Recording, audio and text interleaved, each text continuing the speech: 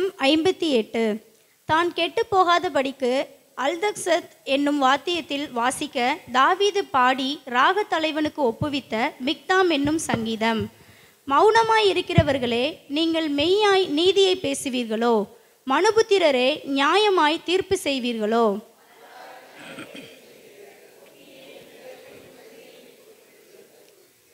துன்மார்க்கர் கற்பத்தில் உற்பவித்தது முதல் பேதலிக்கிறார்கள். தாயின் வயிற்றிலிருந்து பிறந்தது முதல் பொய் சொல்லி வழி தப்பி போகிறார்கள். பாம்பாட்டிகள் வினோதமாய் ஊதினாலும் அவர்கள் ஊதும் சத்தத்திற்கு செவிகொடாதபடிக்கு தன் காதை அடைக்கிற செவிட்டு விரியனைப் போல் இருக்கிறார்கள்.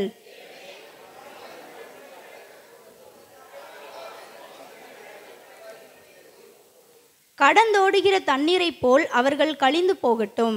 அவன் தன் அம்புகளை தொடுக்கும்போது அவைகள் சின்ன பின்னமாய் போக கடவது.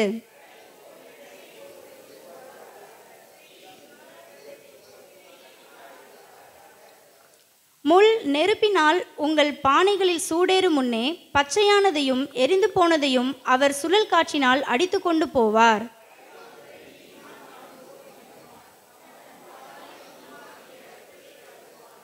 சேர்ந்து வாசிப்போம். அப்பொழுது மெய்யாய் நீதிமானுக்கு பலன் உண்டென்றும் மெய்யாய் பூமியிலே நியாயம் செய்கிற தேவன் உண்டென்றும் மனுஷன் சொல்லுவான். ஆம்.